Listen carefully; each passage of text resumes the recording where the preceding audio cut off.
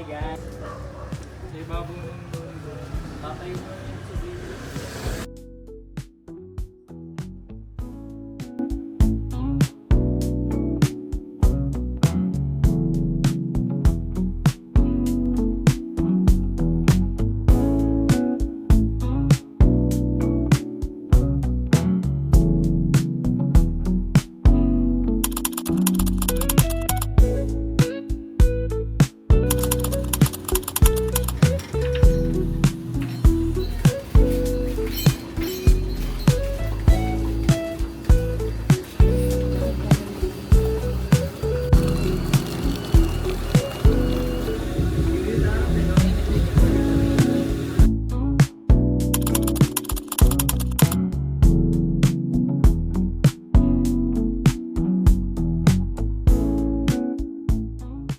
Good morning, everyone. So, nakarating lang namin here sa aming campsite. Mapuno yung campsite namin at sobrang ano ng ambience, parang ang tahimik, ang relaxing. Napaaga kami ng dating, so hindi pa nag-check out yung mga naka-check-in kahapon. Kung kaya't, may nasa waiting part ng buhay namin. Minsan lang kami mag-maaga, pero mas maganda nang naghihintay, di ba? Kaysa naman malilate ka na naman, wala ka namang magagawa. Mamaya ang check-in namin ay 8 a.m. Pero hindi ko sure kung pwede na kaming magtayo ng aming tent and everything. Ito lang sa Facebook tong campsite na to. Ito ang kanilang Facebook page. Raw campsite siya, guys. So, binibuild pa lang nila tong campsite na to. Malapit naman siya sa town, mga 5 minutes away lang. Sobrang peaceful. Feeling ko peaceful talaga dito. Sana hanggang gabi. Kasi, di ba, may mga bad feedbacks kami tungkol doon sa mga katabi namin sa campsite last time. Flashback. Hinaan. Sino pumunta doon? Yung mga bata, mga bantay, hinaan daw yung boses. Hindi lakasan. Hindi. Yung una, isa pa lang eh. Tapos pagsabi yung hinaan daw yung boses. Puta, yung kabila naman eh. Okay, mag-gera kayo dalawa. Nasa gitna. Pagin mo na, pupigil. End of flashback. Kasi nga, nag-camp kami last time Saturday, right? So, medyo crowded. Ngayon, nag-try kami mag-camp ng weekend to weekday. Kaya, ayan, hindi masyadong crowded. So, sana nga mamaya, peaceful lang aming stay. Papakita namin, sobrang ganda ng dagat dyan. Kung makikita niyo, papakita ko yan sa drone shots. Ang ganda ng dagat. Ito yung mga gusto namin na kahit madilim yung dagat, makakapag-swimming ka kasi talagang fan na fan kami ng beach. Dahil nga, yun yung gusto namin talaga mag-swimming yan, lalo na si Apple. Tapos, yung campsite, parang ang lakas maka-ano ng vibe. Ang lakas ang lakas maka-pine tree ng mga puno. Parang, wala pa akong final impression sa campsite dahil nga nandito pa lang tayo sa car. Kung ano pa lang nakikita ko dito sa loob ng car, yun pa lang yung na-explain ko sa inyo. Pero feeling ko, peaceful naman siya. Sana nga, walang humihilik.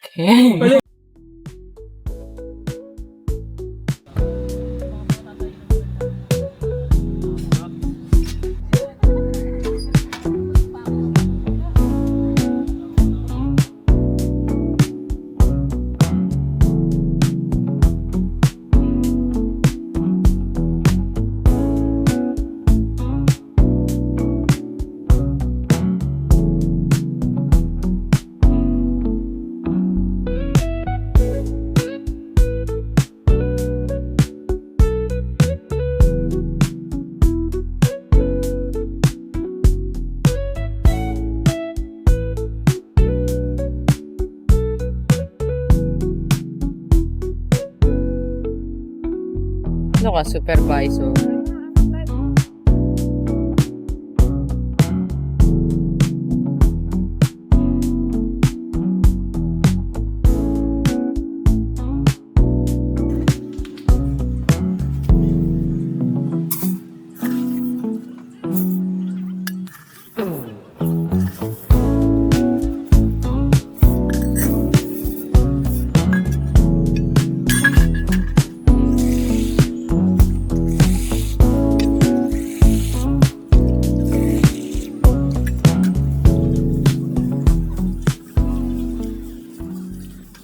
Hi everyone. So update. Tapos na kami ma-set up ng tent. Dalawang tent na yung na-set up, which is yung sa amin tsaka yung sa Kilate. Yung Kilate hindi pa nila sineset up kasi gusto nilang dun na set up na diretso dun sa harapan. May mga pa kasi pa-check out pa lang. So, maaga kami nakarating, kaya hintay namin sila mag-check out muna. Ang ganap namin ngayon, nakapagsaing na kami. So, already 10 a.m. Prepare na kami for lunch, tapos nakapagsaing na rin. Hinintay na lang namin yung asin, kasi magpiprito ng isda. Walang asin si baklang nadala. Balik sa timpla. Kunwari sa sabaw. Magic na lang. Doon na, magic kayo, nakaka-cancer. Yam na. Tagal pa yun. Ano pala ako, 28. Pag mga sayo, wag ganyan. Oo, hindi na ako kumakain ng ginis sa mix. Magic sa... I mean, kaya ako lang magkakakan. Hindi mo siya Hindi na ako magkakansel, pinapapak niya. Hindi na ako nagaganan. At least nagbago na siya, di na siya kumakain Huwag ng na lang ginisa garlic mix. powder, onion powder. Arte. Hiwalay. Ganun din. Hassle.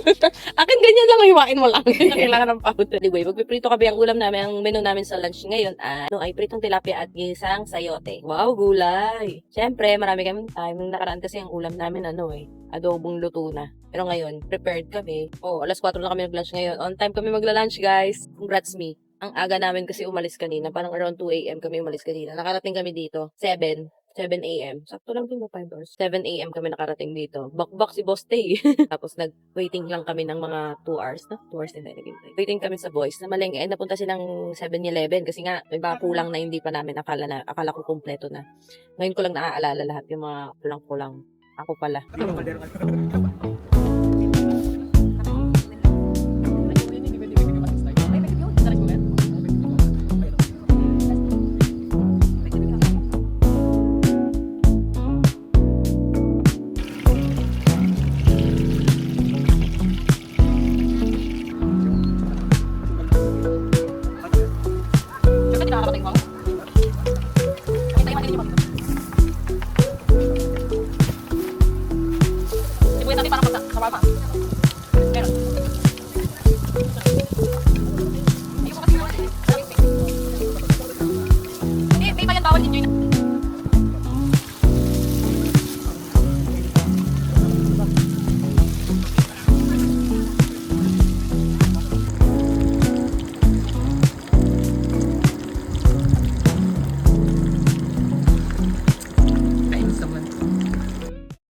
So, hi guys. Time check.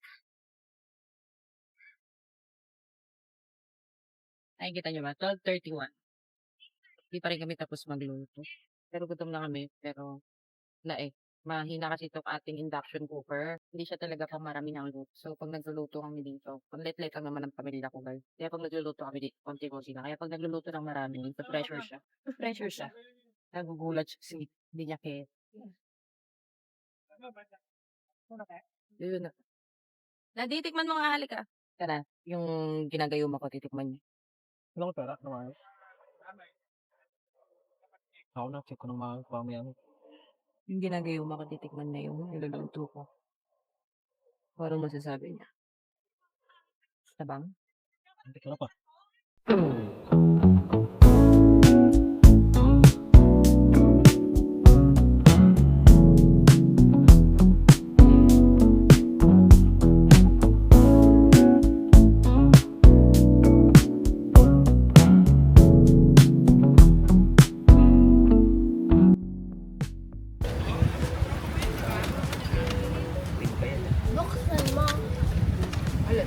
Papasukin ako. Wala pa para sa'yo.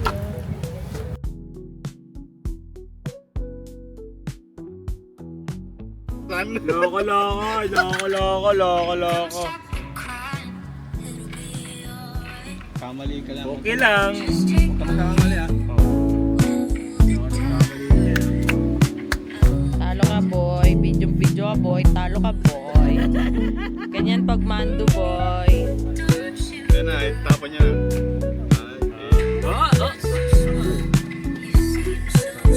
Isang mataas nga tayo, kung saan mataas. Bang, dongit. Bang. Bang! It's a boy, brasa boy.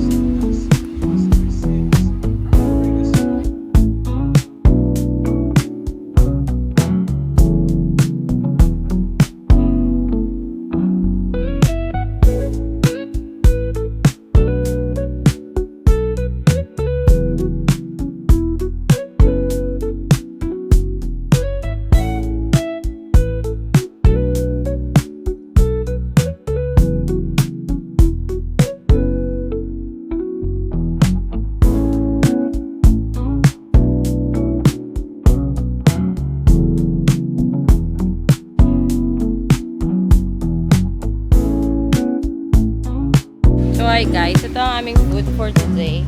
For tonight, yan. Meron kaming mangga. Puro prutas. Pakwan. Lempo. Fresh sinaing.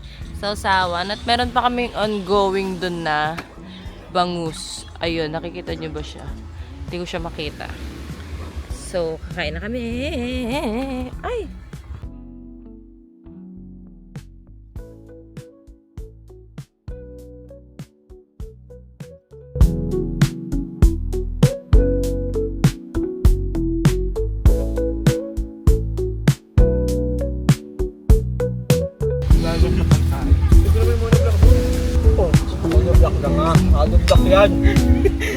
Monoblock.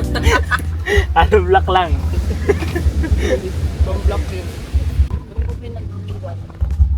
Marami pa dun mag-OA. Marami pa dun din. Sila ko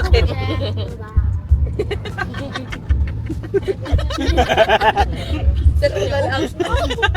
Inuuso nila. It's giving. Konti. Wala na, isa na lang. Ano reaction pag isa na lang? Nalabas na naman yung kamay niyan. Umaangat. Hindi mo iwain ko yun ito. Pero ano nangyari dilam lang ito? Nakapunta na dyan kuya. Nakikipag-ginagawa kita. Lamang ako. Saan ba itong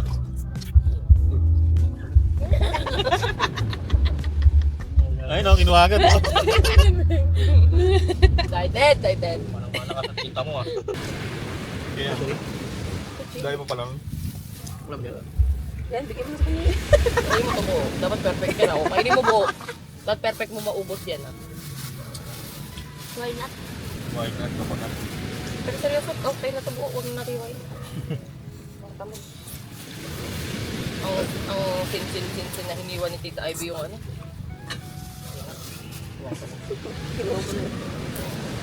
Kinuha ni Kistilyo eh.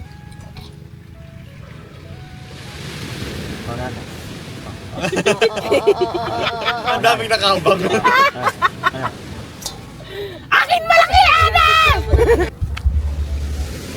busy apre ah. Pag ikaw nahiwa. Hi guys!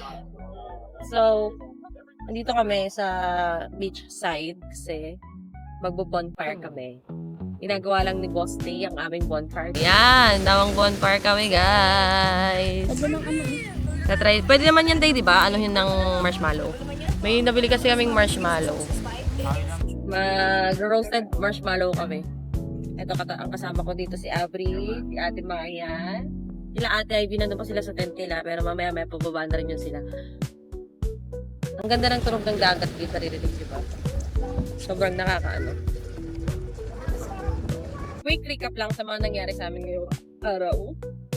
So, when we arrived kaninang umaga, nag-prepare na nga kami ng food at ng lunch. Nag-lunch kami mga around, I think, 1 o'clock na kami nag-lunch.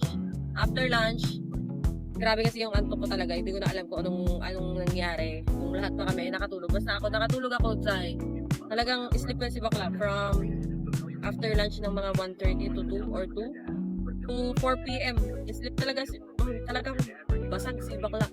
Wala akong nagawa. Sleep well talaga siya. Pagising namin ng mga around 4 p.m., mga 5, mababa na yung, ay wala nang, hindi na mainit yung araw. Nag-swimming kami. Pero naman yung maganda talaga dito sa Zambales, guys. Napakaganda ng dagat dito when it comes sa swimming. Kasi talagang makakalangoy ka ng hindi nababother sa coral, hindi nababother sa lumot. Your sun, kasi yung sun nila dito is medyo dark, so medyo marami yung tubig syempre. So, ang ganda ng bonfire namin kasi nyo makita. Madilim! I love it! After namin swimming, nag-dinner na kami. Tapos, ito na bonfire na. Ang quiet time dito sa Alon at Apoy Camp ay 10 p.m. So, time check na natin ay 9:25. Pinayagan pa kaming mag-bonfire. Ang saya naman. Ang ganda ng bonfire.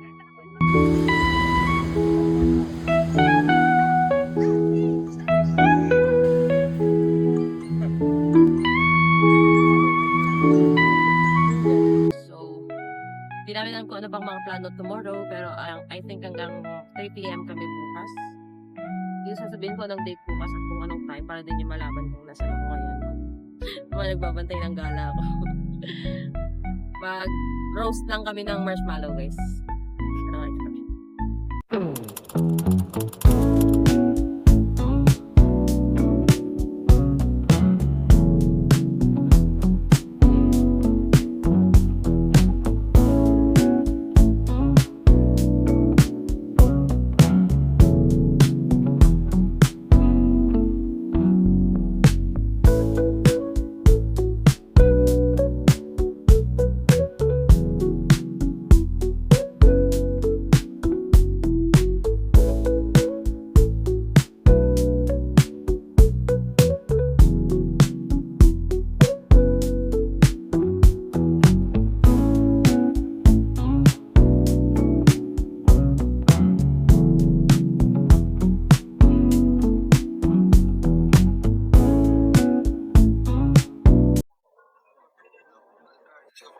Good morning, everyone. Oh my gosh. Yung isang nilagpat.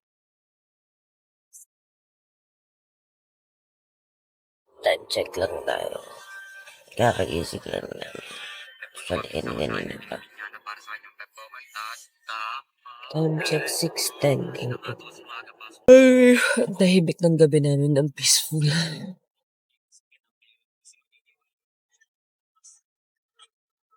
Gasikaso na kami ng breakfast.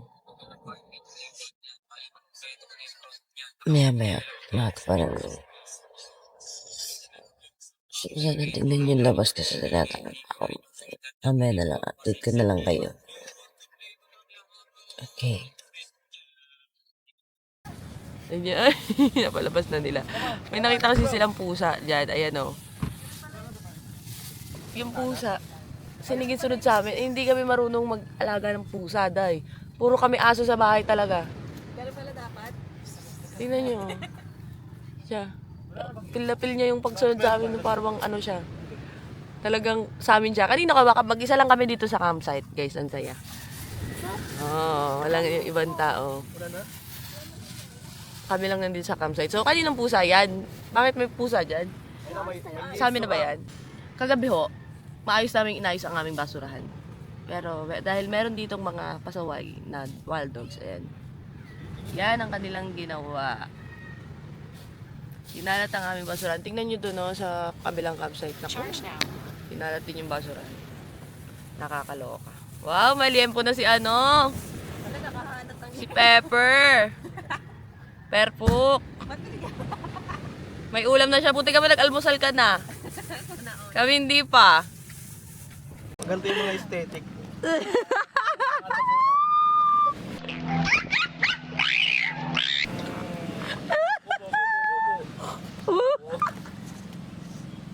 Punyeta ka. Puwisit ka. Aesthetic, tayo ano hala. Nakapanood ko yun sa Pinterest eh. Sa Pinterest.